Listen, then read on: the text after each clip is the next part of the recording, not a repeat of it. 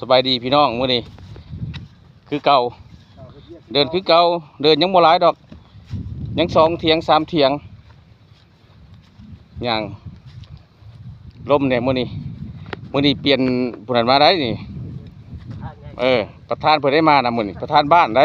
ห้องประธานบ้านพ่อจะนางมานำมื้อนี้พี่น้องเอ้ยเพิ่นนำทีมผัวไอ้น้องบ้านเพิ่น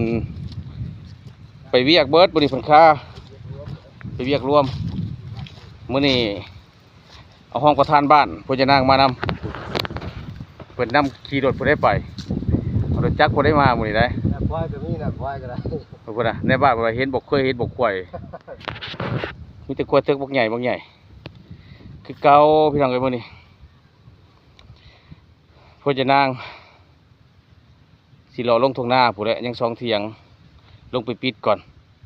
เพราะว่ามันจะได้ขับหวยไปเมื่อน่ะรถใหญ่มากรถไปบ่ได้มื้อนี้ห้องประธานบ้านเพิ่นนำทีมมื้อนี้นำพาเอารถจักรไปมื้อนี้ไปเอา